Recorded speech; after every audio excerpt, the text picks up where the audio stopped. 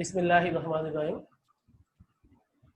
প্রিয় শিক্ষার্থীরা, আশা করি ভালো আছো। আজকে আমার বেতন ও মজুরির তৃতীয় ক্লাস। আমি আজকে তোমাদের সামনে যে বিষয়গুলো সলভ করতে চাচ্ছি সেটা আমি একটি শীটে তুলে ধরেছি। প্রিয় শিক্ষার্থীরা, ফার্স্ট অফ অল তুমি দেখে থাকবে যে আমি সিকিউ আর্ট নামে একটা বিষয় তোমাদের সামনে তুলে ধরেছি। সেটা দেখো, ঢাকা কলেজের হিসাব বিজ্ঞান বিভাগের 12 জন শিক্ষক কর্মরত আছে। 2019 সালের নভেম্বর মাসের বেতন সংক্রান্ত তথ্যগুলি নিম্নে প্রদান করা হলো। এইখানে দেখতেছো তুমি যে দুইজন সহযোগী অধ্যাপক যার বেতন হচ্ছে 12,250 এবং 4 জন সহকারী অধ্যাপক যা 18,000 টাকা স্কেল এবং 11,000 টাকা মূল স্কুলে 6 জন প্রভাষক। এরা হচ্ছে একটি স্কেল ছিল, মানে সহযোগী অধ্যাপক, সহকারী অধ্যাপক এবং প্রভাষক। এখন তারা সকলেই মূল বেতনের 40% বাড়ি ভাড়া ভাতা পায় এবং মাসিক 2,000 টাকা চিকিৎসা ভাতা পায়। তারা মূল বেতনের 10% প্রভিডেন্ট ফান্ডে এবং 1% কল্যাণ তহবিলে দান করেন। হিসাব বিজ্ঞান বিভাগের শিক্ষকগণের সম্মিলিতভাবে একটি সমিতি করায় তার দ্বারা প্রতিজনে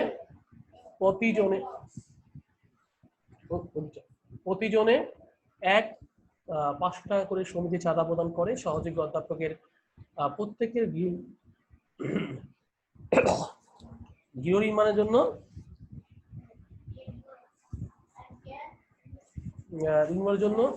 ঋণ প্রদান করা হয় 1,000 টাকা প্রতি মাসে কর্তন করা হয়। বেতন বিবাহিত যে দ্রব্যগুলো আসবে না সেগুলো তুমি নির্ণয় করো। বেতন বিবাহিত যেগুলো আসবে না সেটা তোমাকে ফার্স্ট অফ অল চিন্তা করতে হবে। বেতন বিবাহিত কি আসবে না, যে সব বিষয় তুমি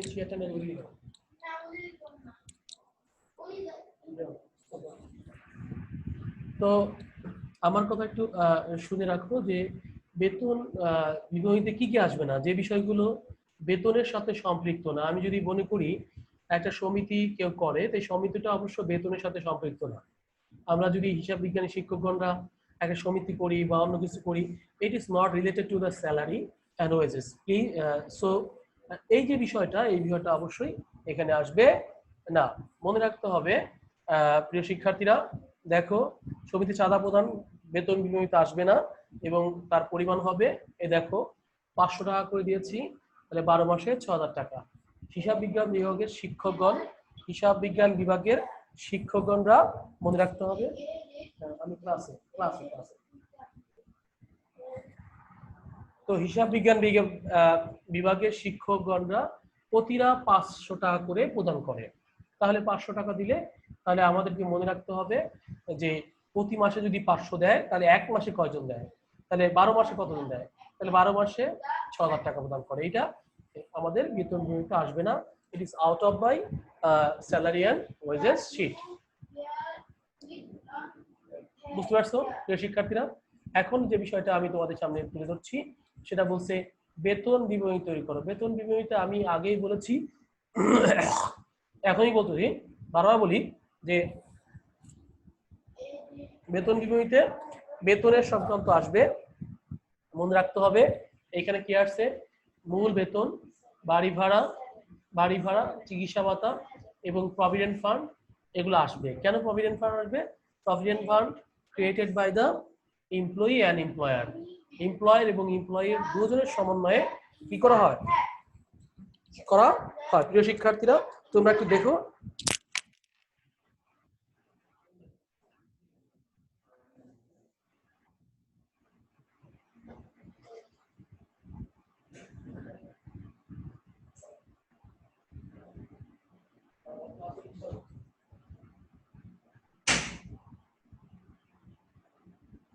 তাহলে প্রিয় শিক্ষার্থীরা, আমি যে বিষয়টা তোমাদের সামনে তুলে ধরলাম সেটা হলো, দেখো একটু প্লিজ, যে আমি তোমাদের সামনে তুলে ধরছি বেতনের। এখানে ফার্স্ট মূল বেতন, বাড়ি ভাড়া, চিকিৎসা ভাতা, প্রভিডেন্ট ফান্ড, এগুলো সব হচ্ছে মোট উপার্জন। তারপরে হচ্ছে প্রভিডেন্ট ফান্ড এবং কল্যাণ তহবিল, এই দুটো হচ্ছে তহবিল এবং ঋণ, এগুলো কর্তন। তাহলে আমার মূল বেতন থেকে, মানে মোট উপার্জন থেকে কর্তন বাদ দিলে আমরা জানি যে নিট বেতনটা পেয়ে যাচ্ছি। তাহলে প্রিয় শিক্ষার্থীরা আমরা একটু দেখি, বারবার দেখতেছি, আমার ঠান্ডা লেগেছে। সো আমরা ফার্স্ট অফ অল সহযোগী অধ্যাপকের বেতন কত দেখি, 22,250 টাকা। দেখি 22,250 টাকা, এদের সংখ্যা হচ্ছে 2 জন। আমরা প্রথমে একজনেরটা করতে পারি 22,050, তার হচ্ছে 40% হচ্ছে বাড়ি ভাড়া, এই যে বাড়ি ভাড়া 40% 22,000 টাকার, এবং চিকিৎসা ভাতা হচ্ছে 2,000 টাকা। চিকিৎসা ভাতা কত, 2,000 টাকা প্রিয় শিক্ষার্থীরা। এরপরে যেটা আসতেছে সেটা হচ্ছে আমাদের প্রভিডেন্ট ফান্ড, ওরা বলছে যে প্রফিট 10%, তাহলে 22,500 টাকা, 250 টাকার 2,250 টাকা প্রভিডেন্ট ফান্ড। এই যে আমাদের মূল বেতন, তারপর হচ্ছে আমাদের কি বলা হয়, এইগুলো বাড়ি ভাড়া, চিকিৎসা ভাতা, প্রভিডেন্ট ফান্ড, এই সব যোগ করলে হয়ে যাবে মোট উপার্জন। এর থেকে আমার কর্তন বাদ যাবে। প্রভিডেন্ট ফান্ডটা create by the employee and employer, so you have to remember that যে এমপ্লয়ি এবং এমপ্লয়ার দুজন মিলে যে টাকাটা দিবে, সে টাকা দিবে, যে টাকাটা দিবে সেটা হচ্ছে আমাদের কর্তনে যাবে। তাহলে আমি 2,250 টাকা প্রভিডেন্ট ফান্ড পেলাম। এই প্রভিডেন্ট ফান্ড হচ্ছে একজন দিয়েছে। এখন তোমাকে দেখতে হবে যে এমপ্লয়ি দিয়েছে 2,250 আর এমপ্লয়ার দিয়েছে 2,250, তাহলে 2,250 যোগ 2,250। প্রিয় শিক্ষার্থীরা, তাহলে দেখতে পাচ্ছ 4,500 টাকা প্রভিডেন্ট ফান্ডে চলে যাচ্ছে। কল্যাণ ফান্ডে 1% দিয়েছে, তাহলে 22,250 কে 1% করলে দেখছো হচ্ছে 222 টাকা 50 পয়সা। এবং গৃহ নির্মাণ হচ্ছে বলেছে, দেখো এখানে প্রিয় শিক্ষার্থীরা, গৃহ নির্মাণ হচ্ছে সহযোগী অধ্যাপকের প্রতি গৃহ নির্মাণ হচ্ছে 1,000 টাকা, তাহলে 1,000 টাকা। তাহলে এটা দেখলাম আমরা, এইটা একজনেরটা বের করেছি। এখন আমরা এটাকে 2 দিয়ে গুণ করলে আমাদের যেহেতু সহযোগী অধ্যাপক 2 জন, তো আমরা এটা 2 দিয়ে গুণ করে 2 জন পেয়ে যাবো। প্রিয় শিক্ষার্থী, আমরা একজনও পেতে পারি, আমরা 5 জনও পেতে পারি। ফার্স্ট অফ অল একজন যদি আমাকে 5 জনের কথা বলে অথবা 10 জনের কথা বলে, যাই বলুক না কেন, whatever you like that, but you have to remember যে first of all you have to calculate one person. After that তোমাকে যখন বলবে যে 5 জন, then you have to multiple with 5, 1 multiple 5 অথবা 2 মানে তুমি আগে একজনকে বের করতে হবে। আমরা একজনকে বের করেছি। দেখো প্রিয় শিক্ষার্থীরা, এই যে এটা উপর লাইনটা হচ্ছে একজনের, তুমি একটু দেখলেই বুঝতে পারবে। আমি একটু আরো একটু তোমাদেরকে হাইলাইট করে দিচ্ছি। প্রিয় শিক্ষার্থীরা, হাইলাইট করে দিচ্ছি।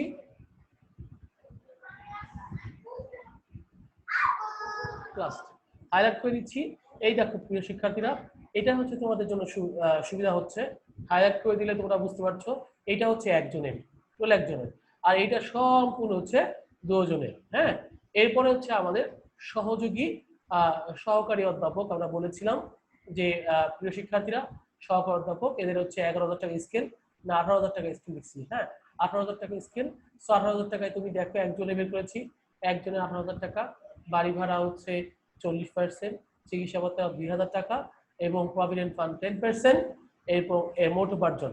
এটা হচ্ছে বাবা একজনের।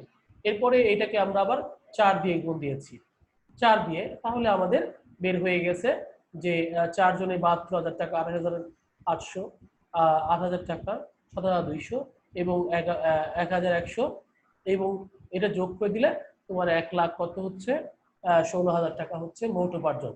কর্তনটা আমি ওই একই সিস্টেমে যাবে, যে প্রভিডেন্ট ফান্ড হচ্ছে যে টাকাটা হচ্ছে এমপ্লয়ি দিয়েছে এবং যে টাকাটা এমপ্লয়ার দিয়েছে, এই দুজনের টাকাটা আমরা কি করব, আমাদের প্রভিডেন্ট ফান্ডের কর্তনে আসবে। এরপরে আমাদের আরো কর্তন আছে, কিন্তু এখানে কিন্তু ট্রিটমেন্টটা নেই, কারণ হচ্ছে শুধুমাত্র অ্যাসেটরা এই ট্রিটমেন্টটা পাবে। সো এই দেখো, এই যে প্রিয় শিক্ষার্থীরা, এই 4 জন, ওখানে বলেছি একজন, এটা 4 দিয়ে 4 জন করেছি, এত টাকা হচ্ছে কর্তন। এই উপার্জন থেকে কর্তন বাদ দিলে 1,08,80 টাকা হচ্ছে। প্রবাসকের ক্ষেত্রে তাই 11,000 টাকা করে দিয়েছি এবং 40% এটা বের করেছি, বের করে একে 6 দিয়ে গুণ করে দিচ্ছি। এভাবে একটি অ্যামাউন্ট চলে এসেছে এবং এটাই হচ্ছে একটি বেতন রেজিস্টার। আমি বললাম যে কি বললাম, যে বেতন রেজিস্টার বলো, স্যালারি রেজিস্টার বলো অথবা বেতন বিবরণী বলো, ফার্স্ট অফ অল তোমাকে উপার্জনটা বের করতে হবে। উপার্জন হচ্ছে একজন এমপ্লয়ি এমপ্লয়ার থেকে কি পরিমাণ টাকা পাচ্ছে, দিস ইজ এ আর্নিং বা উপার্জন। আর এরপর হচ্ছে একজন এমপ্লয়ি কি পরিমাণ টাকা কর্তন করছে সেটা তোমাকে কর্তন নিতে হবে। তাহলে উপার্জন থেকে কর্তন বাদ দিলেই তুমি কিন্তু পেয়ে যাচ্ছ কি নিট নিট বেতনটা পেয়ে যাচ্ছ। আর আমি এর আগেও বলেছিলাম, বারবার বলছি, বারবার তোমরা শুনছো এবং বলছি যে একটা কথা, যে উপার্জন থেকে কর্তন বাদ দিলেই নিট, এবং এরপরে প্রস্তুতকারক, এগুলোর তোমাকে একটি স্বাক্ষর দিতে হবে। কে এটা প্রিপেয়ার করেছে, চিফ অ্যাকাউন্টেন্ট বলেছে, ম্যানেজার এবং ক্যাশিয়ার হতে পারে। এটা যদিও আমাদের কোনো রুলস অ্যান্ড রেগুলেশন ম্যান্ডেটরি নেই, বাট একটু সিস্টেমে রাখলে ভালো। যে সিস্টেমটা হচ্ছে আমরা এর আগেও দিয়েছি, ওই সিস্টেমটা ফলো করতে হবে ফার্স্ট অফ অল। সেকেন্ড হচ্ছে আমি আগে বলেছিলাম যে এখানে তোমাদেরকে জার্নাল ইম্পর্টেন্ট। জার্নালের মধ্যে আমি যে কথা বলেছিলাম যে তিনটা জার্নাল সাধারণত আমরা দিয়ে থাকি। একটা হচ্ছে বকেয়া বেতনের বেতন হিসাব ডেবিট, বকেয়া বেতন ক্রেডিট, বেতন হিসাব ডেবিট, বকেয়া বেতন বা পদে বেতন ক্রেডিট। প্রিয় শিক্ষার্থীরা একটা কথা মনে রেখো, বেতন হিসাব ডেবিট, পদে বেতন হিসাব ক্রেডিট, 2,97,800 টাকা আমি এটা পর্যন্ত পেয়ে গেছি। এই যে টাকাটা মোট উপার্জনের টাকাটা, প্রিয় শিক্ষার্থীরা, মোট উপার্জন 2,97,800 আমরা দিয়েছি। এরপরে পদে বেতন ডেবিট হয়ে আমাকে দেখতে হবে কর্তনগুলো কি কি আছে। কর্তনগুলো ফার্স্ট অফ অল আমাকে দেখতে হবে প্রভিডেন্ট ফান্ড, কল্যাণ তহবিল এবং গৃহ ঋণ, এই তিনটাই হয়ে যাবে ক্রেডিট। প্রিয় শিক্ষার্থীরা, ফলো ইট যে বকেয়া বেতন বা পদে বেতন হয়েছে ডেবিট, এরপরে প্রভিডেন্ট ফান্ড, কল্যাণ তহবিল, গৃহ ঋণ, এগুলো কি হয়েছে, ক্রেডিট হয়েছে। তো আমার মনে হয় তোমরা এটা বুঝতে পেরেছো যে এর আগেও ক্লাসগুলোতে আমি আলোচনা করেছি এবং বারবার আলোচনা করছি যে আমাদের জার্নালের ক্ষেত্রে কিন্তু তিনটা বিষয় বিবেচনা করতে হয়। ফার্স্ট অফ অল যে কি বেতন বা মজুরি যাই হোক না কেন, ওকে বকেয়া ধার্য করতে হয়। এরপর হচ্ছে সেই বকেয়া ধার্য করে কি পরিমাণ কর্তন হয়েছে, এই কর্তনগুলো বাদ দিয়ে তারপরে যা আসবে সেটাকে পদে ভাউচার হিসাবে আমরা আখ্যায়িত করব। প্রিয় শিক্ষার্থীরা, মনে রাখতে হবে পদীয় ভাউচার। দেখো তাহলে পদীয় বেতন, প্রভিডেন্ট ফান্ড, কল্যাণ তহবিল, গৃহ ঋণ বাবদ কর্তন, পদীয় ভাউচার এবং বেতন। পদীয় ভাউচার হচ্ছে এগুলো বাদ দেওয়ার পরে এই 2,97,800 থেকে 36,600, 1,825 and 2,000 এগুলো বাদ দেওয়ার পরে যা হবে 2,57,375। এই যে বিষয়গুলো আসতেছে এগুলো প্রিয় শিক্ষার্থীরা তোমাকে বিবেচনা করতে হবে। এখন যে পদীয় ভাউচারটা আসছে এটা হচ্ছে পাওনা, কে, who are given from the amount.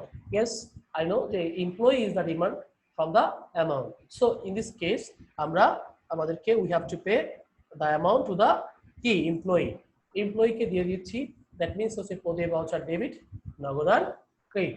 প্রিয় শিক্ষার্থীরা, ডিয়ার স্টুডেন্ট, আমার মনে হয় এই যে বিষয়টা তোমাদের তুলে ধরা হলো সে বিষয়টা তোমরা রিয়েলাইজ করেছো।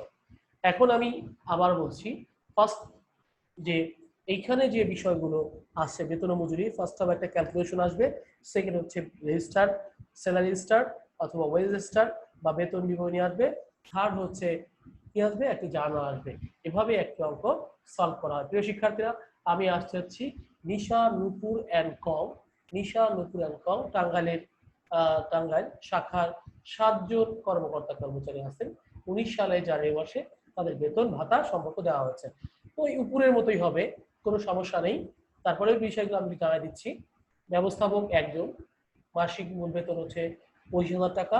পরিদর্শক একজন, মাসিক মূল বেতন হচ্ছে কত, মাসিক মূল বেতন হচ্ছে তোমার 15,000 টাকা।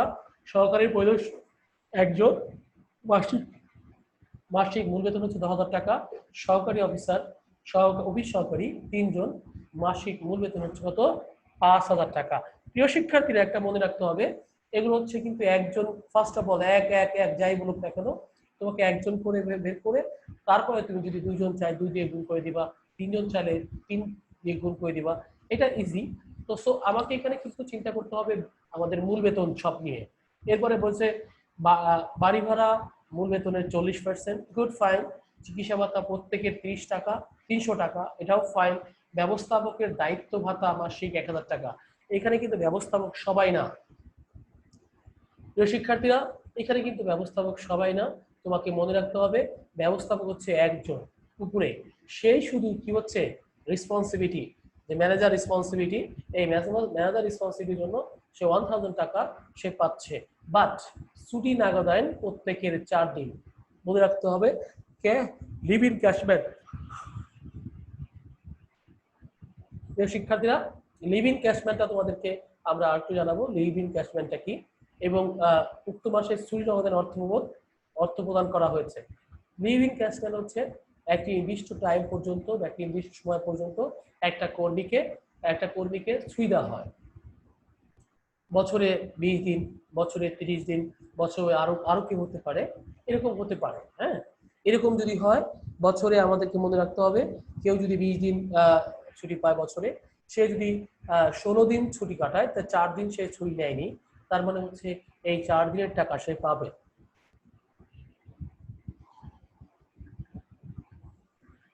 যে শিক্ষার্থীরা মনে রাখতে হবে সে 4 দিনের টাকাটা পাবে কিভাবে, 4 দিনের টাকা হবে, তাহলে মনে রাখতে হবে যে 30 দিনে তার স্যালারি কত। 30 দিনের স্যালারি হচ্ছে তার দেখতে হবে 25,000 টাকা। মূল বেতন কত, 25,000, 15,000, তারপর হচ্ছে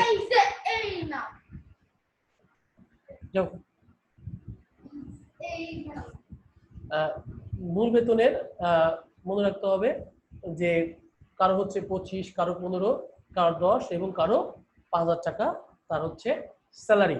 প্রিয় শিক্ষার্থীরা একটা কথা এখানে না বললেই নয় যে এই মূল বেতন কত দিনে মনে রাখতে হবে। আমরা ফার্স্ট অফ অল জানুয়ারি মাসটা 31 এটা ভাববো, 31 দিয়ে ভাগ করে আমরা কিন্তু 4 দিয়ে গুণ করে দিলেই ছুটি নগদায়ন বের হয়ে যাবে। এটা হচ্ছে সহজ কিছু যে মাসে সে পাচ্ছে 4 দিন। তাহলে এই বিষয়টা আমি দেখাচ্ছি তোমাকে, যেটা করে দেওয়া হয়েছে। ছুটি নগদায়ন এই যে 25,000 ভাগ 31 ইন্টু 4, পরিদর্শক হচ্ছে 15,000 ভাগ 31 ইন্টু 4, এরপর হচ্ছে সহকারী পরিদর্শক, ঠিক এখানেও 10,000 ভাগ 31 ইন্টু 4, অফিস সহকারী 5,000 ভাগ 31 ইন্টু 4। এভাবে একটি ছুটি নগদায়ন এটা হচ্ছে একটা এমপ্লয়ির জন্য বা কর্মীর জন্য বা একজন অফিসার বলে যার জন্য এটা হচ্ছে উপার্জন, তার ছুটি নগদায়ন সে পেয়ে থাকে কোম্পানি থেকে, এই টাকাটা সে পেয়ে থাকে। প্রিয় শিক্ষার্থীরা, আমার মনে হয় তোমাদের সামনে আমি বিষয়টা তুলে ধরতে পেরেছি। ছুটি নগদায়ন ক্যাশ লিভ ইন ক্যাশম্যান এটা কিন্তু খুবই ইম্পর্টেন্ট। একটা প্রতিষ্ঠান বলো, একটা এমপ্লয়ি বলো, একটা কোম্পানি বলো, এটা খুব ইম্পর্টেন্ট একটা বিষয় যে ছুটি নগদান। আমি কিন্তু ছুটি নগদানটা বুঝিয়ে দিলাম। প্রত্যেকের ছুটি নগদান বলেছে ভবিষ্যৎ তহবিলে মূল বেতনের 10%, আয়কর মূল বেতনের 2%, যৌথ বীমা প্রত্যেকের 100 টাকা, কল্যাণ তহবিলে দান হচ্ছে কত 1%। প্রিয় শিক্ষার্থীরা, এখানে আমরা দেখছি ভবিষ্যৎ তহবিল। আমি প্রভিডেন্ট ফান্ডের কথা বলেছিলাম যে এর আগেও বলেছিলাম যে আমরা the 3 types of provident fund in our country আমরা সাধারণত দেখে থাকি। Generally, first of all, a statutory provident fund, recognized provident fund and unrecognized provident fund. সাধারণত recognized provident ফান্ডটা হচ্ছে আমাদের দেশে বেশি গ্রহণযোগ্য, যেখানে এমপ্লয়ি এবং এমপ্লয়ার ইকুয়ালি কন্ট্রিবিউট করে। এমপ্লয়ি এবং এমপ্লয়ার ইকুয়ালি কন্ট্রিবিউট করে, মানে আমার মনে রাখতে হবে যে একটা এমপ্লয়ি এবং একটা এমপ্লয়ার সমানভাবে এখানে দান করে। প্রত্যেকের ছুটি নগদান করেছি। তাহলে প্রভিডেন্ট ফান্ডে 10% আমি বলেছি, মূল বেতন যার ওর 10%, আয়কর মূল বেতনের 2%, যৌথ বীমা প্রত্যেকেই হচ্ছে 100 টাকা, কল্যাণ তহবিলে 1%। তাহলে নিট মজুরি বা আমাদের নিট বেতনটা আমরা করে দেখাবো। প্রিয় শিক্ষার্থীরা, আমরা নিট বেতন বা নিট মজুরি যখন করতে যাচ্ছি তখনই কিন্তু আমাদের একটা বিষয় বেশি বেশি ফলো করতে হচ্ছে যে আমাদের উপার্জন কি। প্রিয় শিক্ষার্থীরা, আমাদের উপার্জন কতটুকু এটাকে আমাকে বারবার দেখতে হচ্ছে। কেন দেখতে হচ্ছে? যে উপার্জনগুলো যদি আমি না বুঝতে পারি, কর্তনগুলো না বুঝতে পারি, তাহলে কিন্তু আমরা পারবো না। আবার একটা কথা তোমাকে আগে বলে ফেললাম যে আমাদের দেশে আমি আগেই বলছি 3 types of provident fund are কি আর recognized in our countries. So first of all, statutory provident fund সাধারণত গভর্নমেন্ট যে provident fund টা ক্রিয়েট করে সেটাকে আমরা স্ট্যাটুটরি বলতে পারি। এরপরে হচ্ছে রিকগনাইজড প্রভিডেন্ট ফান্ড, যেটা বলে এমপ্লয়ি এবং employer equally contribute to the ফান্ডে করে ফান্ড।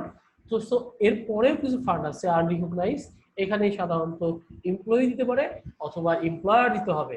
এমপ্লয়ার শুধুমাত্র এমপ্লয়ার দিবে, আবার এমপ্লয়ি দিয়েও থাকে।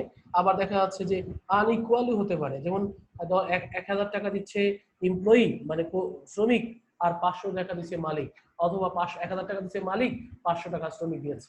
এখানে রুলস এন্ড রেগুলেশনটা মেনটেন করা হয় না। This fund created by the only one rules of the organizations, তার অর্গানাইজেশন যে রুলসটা ফলো করে সেটা হচ্ছে আমরা বলবো unrecognised, which are not a কি which are not allowed by the NBR, কি ন্যাশনাল বোর্ড অফ রেভিনিউ। আয়কর আইনে এই ধরনের প্রভিডেন্টটাকে কি বলা, প্রভিডেন্টকে আয়কর মুক্ত বা আয়কর একটা রিবেট দেওয়া আছে, যা এই প্রভিডেন্ট ফান্ড থেকে যে সুদটা আসবে 14.5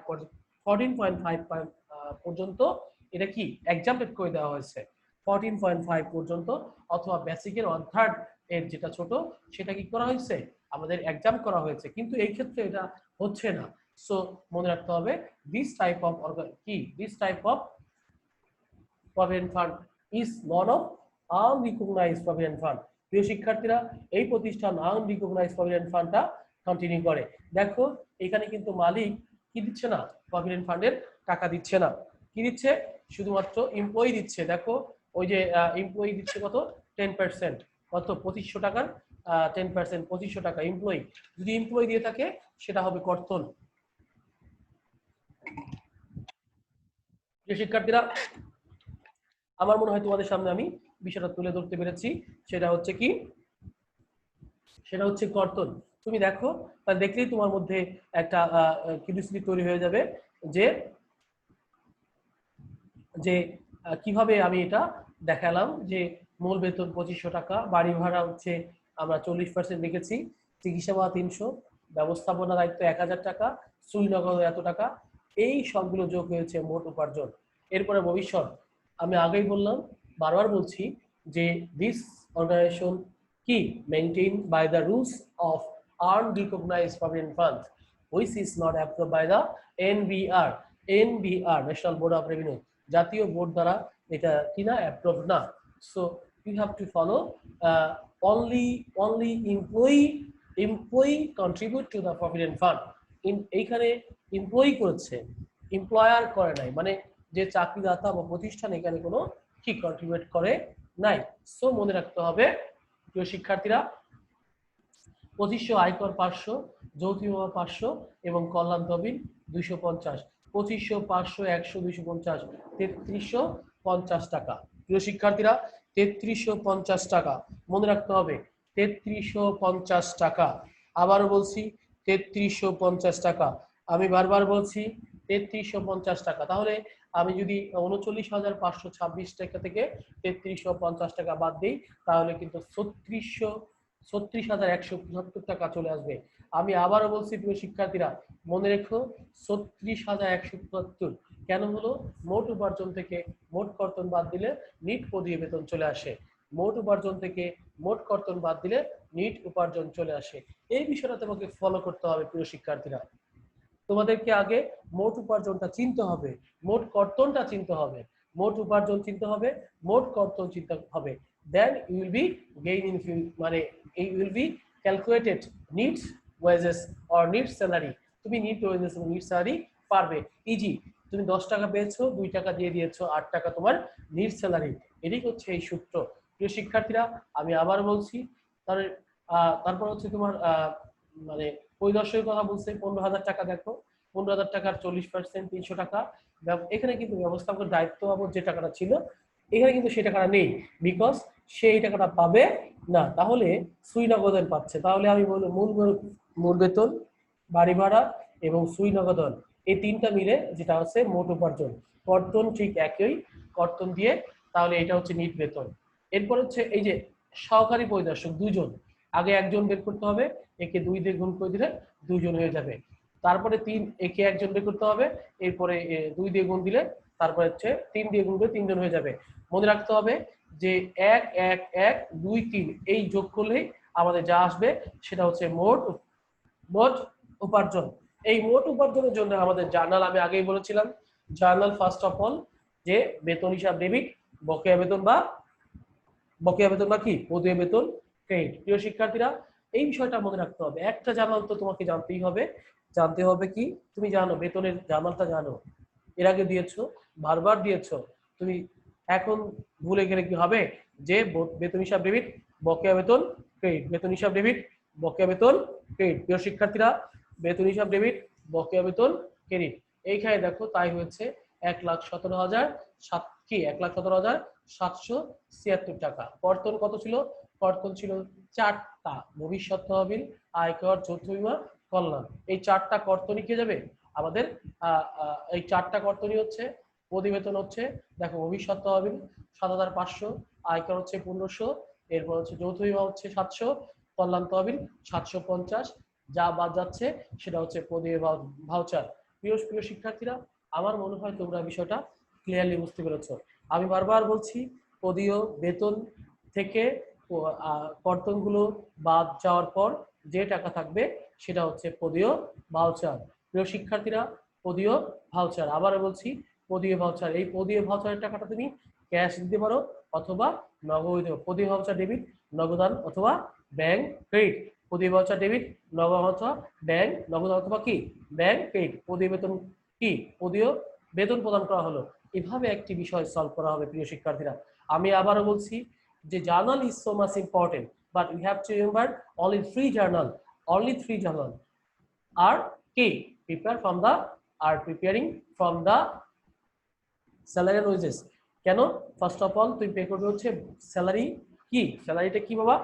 ফার্স্ট অফ অল তোমাকে ফলো করতে হবে কি, ফার্স্ট অফ অল তোমাকে ফলো করতে হবে 3টা বিষয়। প্রিয় শিক্ষার্থীরা, ফার্স্ট অফ অল 3টা বিষয় ফলো করতে হবে। কি? যৌথ বীমা থেকে শুরু করে যে কর্তনগুলো আছে সেগুলো বাদ দিতে হবে। কোথা থেকে বাদ দিতে হবে?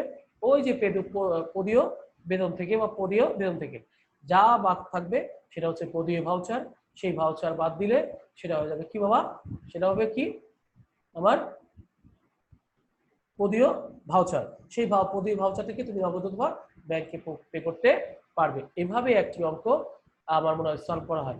আমি যে কোশ্চেনটা তুলে ধরলাম সেখানে রাহি রাহি আছো, কি তুমি কি বুঝতে পারছো বিষয়টা?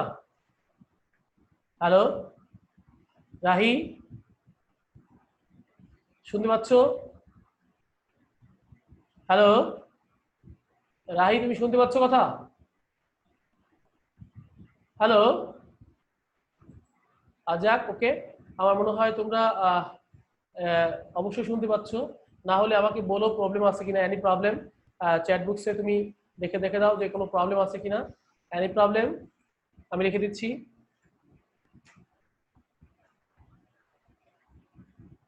নাই স্যার, হ্যাঁ নাই, মোটামুটি প্রবলেম নাই স্যার। আচ্ছা ঠিক আছে। এখন তুমি দেখো, আমি সিকিউ 10 নিয়ে আলোচনা করছি। সিকিউ 10 দেখো আবার একটু। হামিম অ্যান্ড কং নামের একটি প্রতিষ্ঠান, 40 জন শ্রমিক আছে। কয়জন শ্রমিক? 40 জন। 48 ঘন্টা সপ্তাহে ঘন্টা প্রতি 10 টাকা হারে স্বাভাবিক মজুরি প্রদান করে। 48 ঘন্টা সপ্তাহে, মানে তাকে উইকলি 7 ডেজ কাজ, উইকলি যে তাকে 48 ঘন্টা কাজ করে দেওয়া বলা হয়েছে যে তুমি 48 ঘন্টা কাজ করবে। কত? একজন শ্রমিককে বলা হয়েছে তুমি ঘন্টা সপ্তাহে 48 ঘন্টা কাজ করবে। তাহলে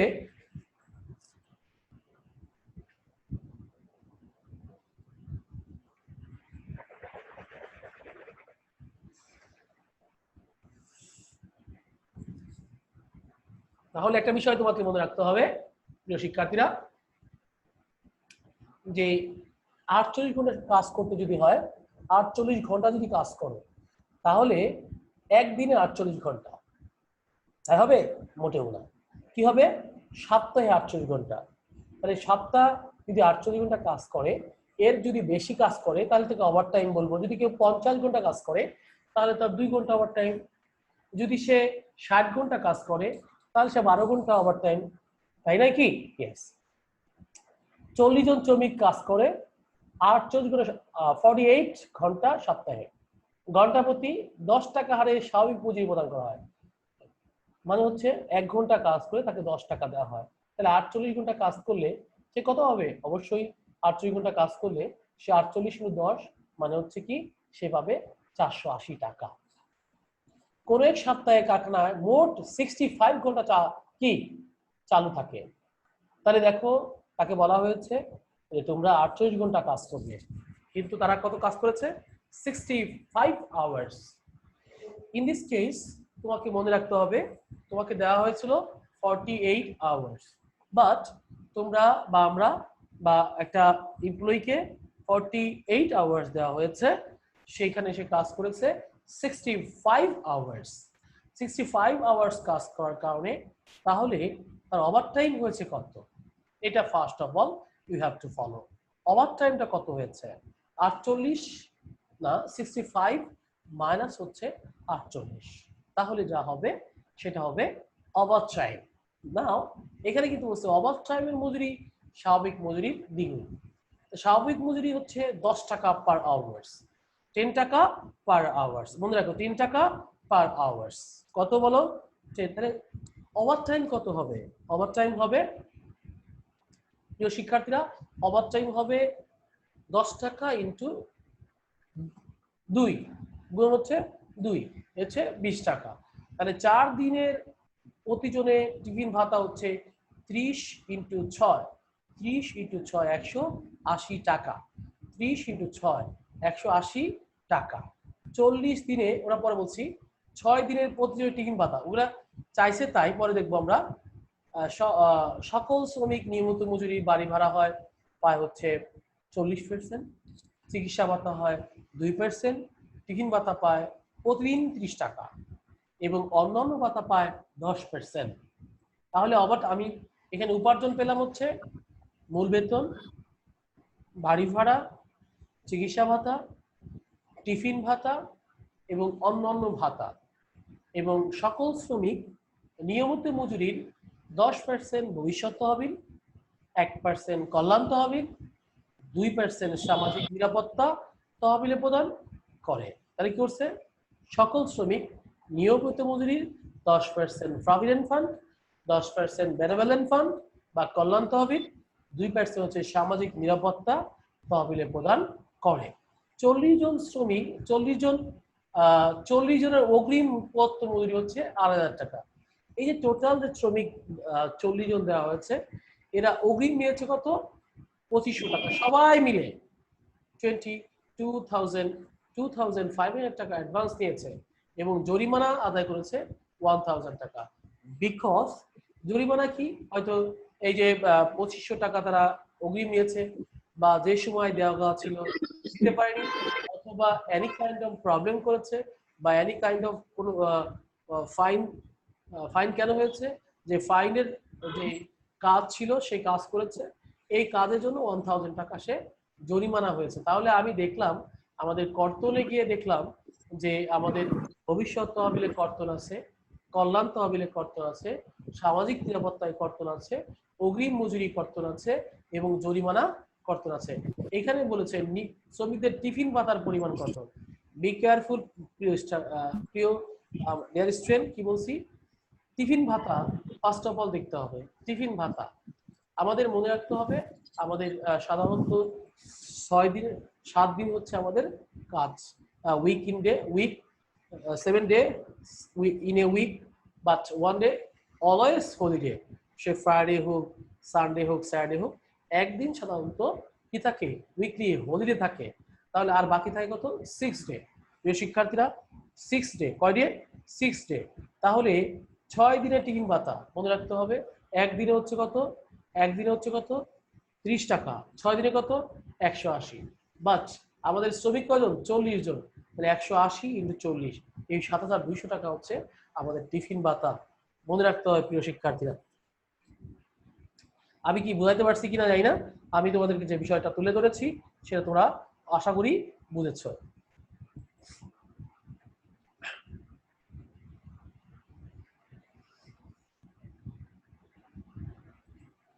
আচ্ছা, আমি যে বিষয়টা তোমাদের সামনে এখন আর একটু তুলে ধরছি সেটা দেখো প্রিয় শিক্ষার্থীরা। 6 দিনের প্রতিজনে কত? আমি আবার বলছি 30 ইন্টু 6 180 এবং 40, এটা একজনের। হ্যাঁ, একজন 6 দিন কাজ করে 7 দিনের মধ্যে, তাহলে 6 দিনে 180 টাকা পায়। তাহলে 40 জন কত পাচ্ছে? তাহলে 7,200 7,200 টাকা। এখন আমি এই ভার্টিক্যালে এইভাবে দিয়েছি কেন? এই ক্ষেত্রে তুমি রেজিস্টার স্যালারি রেজিস্টার মেনটেন করতে পারো, এইভাবেও দিতে পারো, এভাবে দিতেও হবে, আবার স্যালারি মেনটেন করলেও হয়ে যাবে। প্রিয় শিক্ষার্থীরা মনে রেখো এটা খুব সহজ। উপার্জনের মধ্যে মূল মজুরি 48 ইন্টু 10 কত টাকা হয়েছে? 480 একজনের, আর 40 জনের, একজনের আর কত? 40 জনের। এই বিষয়টা তোমাদের মনে রাখতে হবে। এটা কি একজন, এটা কি 40 জন। মূল মজুরি অবশ্যই 65 মাইনাস 48 ইন্টু 10 ইন্টু 2, বিকজ তুমি জানো যে সাধারণ মজুরির চেয়ে অবশ্যই মজুরি দ্বিগুণ বা 2 টাইমস। মনে রাখতে হবে সাধারণ যে মজুরিটা হচ্ছে তার দ্বিগুণ হচ্ছে আমাদের ওভারটাইমের মজুরি। প্রিয় শিক্ষার্থীরা ওভারটাইমের মজুরি, তাহলে একটা কথা তোমাদের মনে রাখতে হবে যে 65 থেকে 48 বাদে যাবে, তাকে দুই দিয়ে গুণ, এরপর 10 দিয়ে গুণ দিলেও হয়ে যাবে 340 টাকা হচ্ছে একজনের ওভারটাইম। বাট 40 জনের কত? বাড়ি ভাড়া 480 টাকা 40%, 192 টাকা একজনের। 40 জনের কত? চিকিৎসা ভাতা 480 2%, 9 টাকা 6 পয়সা একজনের। 40 জনের কত? টিফিন ভাতা একজনের হচ্ছে 180, 40 জনের কত? তারপর হচ্ছে আমার এরপর হচ্ছে আমাদের অন্যান্য ভাতা 10%, 48 টাকা হচ্ছে একজনের। 40 জনের কত? 1920 টাকা, 1920 টাকা। প্রিয় শিক্ষার্থীরা 1920 টাকা, আবারও বলছি 1920 টাকা। এইভাবে হচ্ছে আমাদের 49,984 টাকা হচ্ছে আমাদের 49,984 টাকা হচ্ছে আমাদের কি? আমাদের হচ্ছে মোট উপার্জন, 40 জনের মোট উপার্জন। এখন আমরা দেখব যে আমাদের একজনের কত, একজনের কত। তাহলে কর্তন সমূহ দেখো, ভবিষ্যতে তহবিলে দান 480 10%, 48 টাকা। 480 10%, 48 টাকা। তাহলে কর্তন একজনের 48 আর 40 জনের কত? কল্যাণ তহবিলে ঠিক 1%, 4 টাকা 80 পয়সা বা 8 পয়সা একজনের কত? 40 জনের কত? সামাজিক নিরাপত্তা তহবিল একজনের 480 2%, 9 টাকা 6 পয়সা, যার একজনের কত? 9 টাকা 6 পয়সা। 40 জনের কত? অগ্রিম প্রদত্ত মজুরি, এখানে কিন্তু পার্সোনাল করে দেওয়া হয়নি, এখানে কিন্তু পার্সোনাল বলা হয়নি, বলে 40 জনেই নিয়েছে, 40 জনেই নিয়েছে। প্রিয় শিক্ষার্থীরা তাহলে 40 জনে হচ্ছে 2500, জরিমানা 1000। তাহলে এই মোট কর্তন কত আমরা দেখব? মোট কর্তন হয়েছে আমাদের 5,996 টাকা। তাহলে আমি দেখব এর থেকে বি বাদ দিলে যা হবে 43,988 টাকা, 43,988 টাকা। আবার বলছি প্রিয় শিক্ষার্থীরা 43,988, আবার বলছি 43,988 টাকা হচ্ছে আমাদের নিট পদীয় মজুরি। এখন যদি জার্নাল করতে বলে তাহলে কি লিখবো? জার্নাল করতে গেলে প্রথমে আমাকে দিতে হবে এই যে 49,984 টাকার একটা জার্নাল। মজুরি হিসাব ডেবিট, পদীয় মজুরি ক্রেডিট। মজুরি হিসাব ডেবিট, পদীয় মজুরি ক্রেডিট। প্রিয় শিক্ষার্থীরা এটা মনে রাখতে হবে, মজুরি হিসাব ডেবিট, পদীয় মজুরি ক্রেডিট। এরপরে পদীয় মজুরি ডেবিট, এই যে কর্তনগুলো আছে দেখো, ভবিষ্যৎ তহবিলের দান, কল্যাণ তহবিলের দান, সামাজিক নিরাপত্তা তহবিলের দান, অগ্রিম মজুরি এবং জরিমানা, এগুলো সব বাদ যাবে। বাদ যাওয়ার পরে যা আসবে তার নাম হচ্ছে পদীয় ভাউচার। প্রিয় শিক্ষার্থীরা পদীয় ভাউচার, আবার বলছি পদীয় ভাউচার। এই পদীয় ভাউচার টাকাটা আমাকে পে করতে হবে ক্যাশ অথবা ব্যাংকে। এর জন্য যাবে হবে প্রিয় শিক্ষার্থী দেখো, এই যে পদীয় ভাউচার ডেবিট, নগদান ক্রেডিট, পদীয় ভাউচার ডেবিট, নগদান ক্রেডিট, পদীয় ভাউচার ডেবিট, নগদান ক্রেডিট। এটা হচ্ছে আমাকে মনে রাখতে হবে প্রিয় শিক্ষার্থীরা। এইভাবে আমাদেরকে অঙ্কটা সলিউশন করা জরুরি হয়ে গেছে। একটা কথা মনে রাখতে হবে, এখন আমি যাচ্ছি সিকিউ না 11। আশা কোম্পানির 5 জন শ্রমিক, প্রতি ঘন্টার মজুরি হচ্ছে 150 টাকা। প্রতি ঘন্টায় মজুরি পায় কত? 150 টাকা।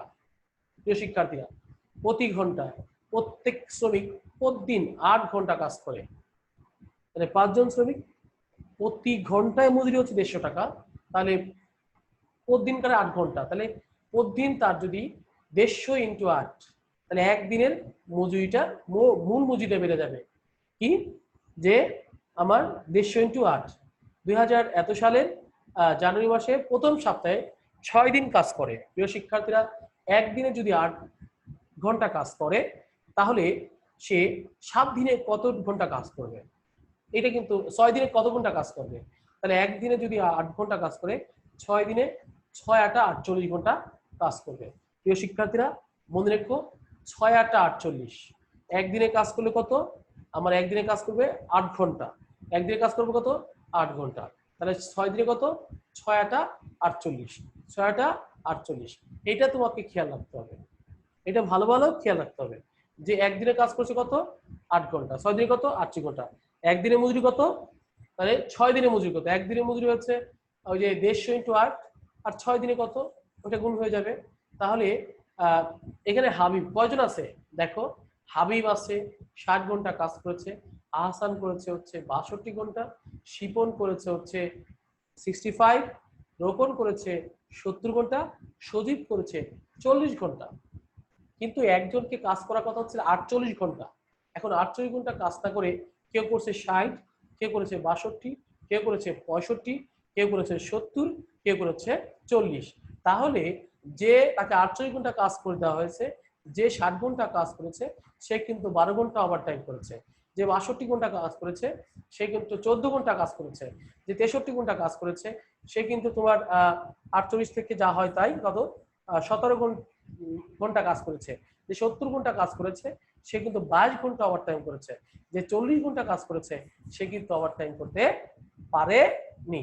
এখানে বিষয়টা মনে রাখতে হবে, প্রত্যেক শ্রমিক অতিরিক্ত সময় কাজ করার জন্য স্বাভাবিক হারে দ্বিগুণ মজুরি পায়। তাহলে কি 150 টাকা যদি প্রতি ঘন্টা হয়, তাহলে তার ওভারটাইম হবে হচ্ছে 300 টাকা ঘন্টা। যদি স্বাভাবিক মজুরি কত হয়? 150 টাকা, তাহলে তার কি বলা হয়, সে ওভারটাইম পাবে হচ্ছে কত? ওভারটাইম পাবে হচ্ছে তার কত ঘন্টা? 300 টাকা। প্রত্যেকে বাড়ি ভাড়া ভাতায় মূল মজুরি 50, টিফিন ভাতা পায় 20 টাকা। প্রত্যেক শ্রমিকের মূল মজুরির 10% গ্রুপ বিমায় এবং সপ্তাহে 50 টাকা হারে গ্র্যাচুইটি ফান্ডে কর্তন করা হয়। তাহলে এখানে দেখো একটি গ্রুপ বিমা আর এটা হচ্ছে গ্র্যাচুইটি ফান্ড কর্তন। তাহলে ওভার টাইমের মজুরি কত? ওভার টাইমের মজুরি আমি আগেই বলেছি, ওভার টাইমের মজুরি হচ্ছে শিক্ষার্থীরা প্রতি ঘন্টায় মজুরি পায় হচ্ছে কত? 150 টাকা। তাহলে 150 টাকা যদি পায় কজন? 150 টাকা পাচ্ছে হচ্ছে 5 জন।